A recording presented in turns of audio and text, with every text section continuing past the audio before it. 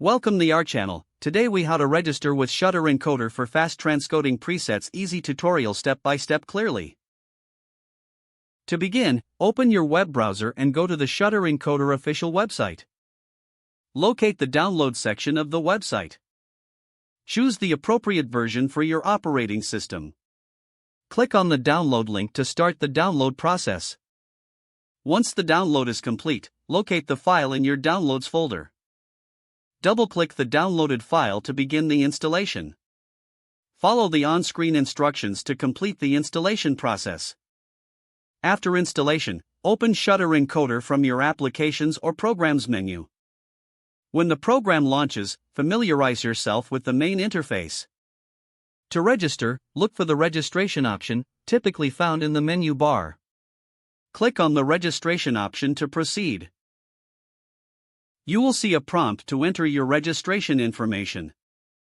Fill in the required fields with accurate details. If you have a registration code, enter it in the provided space. After entering your information, click the Confirm or Submit button. Wait for a confirmation message to ensure your registration was successful. Now, you can explore the transcoding presets available in Shutter Encoder. Select the preset that best fits your transcoding needs. Drag and drop your media files into the designated area. Adjust any settings if necessary, based on the preset you selected. Finally, click the Start or Encode button to begin the transcoding process. Monitor the progress bar to track the status of your transcoding. Once completed, your files will be ready in the designated output folder. If the page does not load, refresh the browser or try again in a private or incognito window. Make sure you are using the correct email address, then retype it carefully to avoid small typos. If your password is not accepted, use the reset option and create a new strong password you can remember.